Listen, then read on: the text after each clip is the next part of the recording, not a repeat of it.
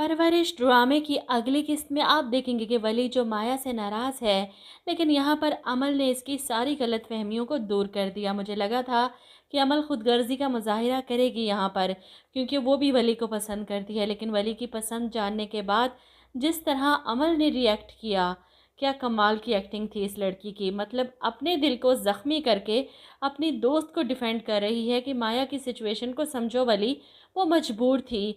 जैसे तुम्हारी ज़िंदगी तुमसे छीनी गई है ना वली, माया के साथ भी बिल्कुल वैसे ही हुआ है। सारी बात सुनने के बाद वली को एहसास होता है कि वो माया के साथ ज़्यादा ही ओवर रिएक्ट कर गया।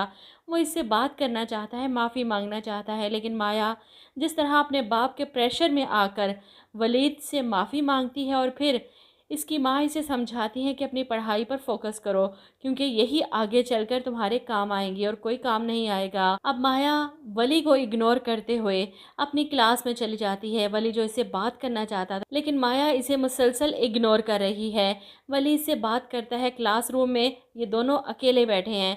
जब माया अपनी सीट पर बैठी वली को सुनाती है कि मेरा मकसद तुम्हें धोखा देना नहीं था वली, सच बताऊं तो मैंने कभी इस रिश्ते को महसूस ही नहीं किया, तो तुम्हें क्या बताती। वली माया का हाथ पकड़कर इसे रोक लेता है। मैं तुम्हें पसंद करता हूँ, क्या सोचती हैं आप इस बारे में, आप प्लीज़ मुझे बताएं। लेकिन माया कोई जवाब नहीं दे सकती, क्योंकि इसका मंगेतर वलीद एक बार फिर से यूनिवर्सिटी पहुंच जाता है इसे पिक करने। वो एक हफ्ते के लिए आया है, लगता है माया के लिए ही आया है। और माया का बाप कितना बेगैरत है कि मंगनी हुई है सिर्फ, और कैसे अपनी बेटी को इस मंगेतर के सामने पेश करता है। कभी माफ़िया मंगवाता है, मतलब वो हाथ भी पकड़े तो माया के बाप को कोई फ़र्क नहीं पड़ता, क्योंकि होने वाला शोहर जो है।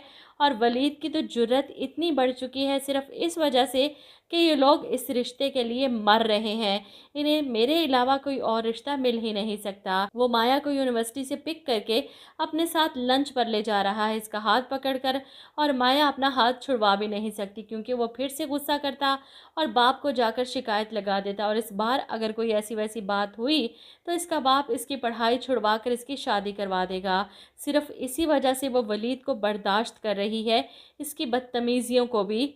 अब लंच के बाद वो माया को लेकर घर पहुंचता है और बड़े फ़ख्र से माया के माँ बाप के सामने बताता है कि मैंने असल में माया की यूनिवर्सिटी से इसका स्केड्यूल ले लिया था, इसे ये ना लगे ना कि माया अकेली है।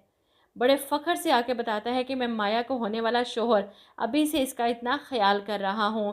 वैसे तो मुझे समझ नहीं आती कि माया के बाप को क्या मजबूरी है कि वो इस जैसे लड़के के नखरे बर्दाश्त कर रहे हैं, जिसकी अभी शादी नहीं हुई तो इसका दिमाग सातवें आसमान पर है। शादी हो गई, इस घर का दामाद बन गया, वो तो इन सब का जीना हराम करके रख देगा माया समेत।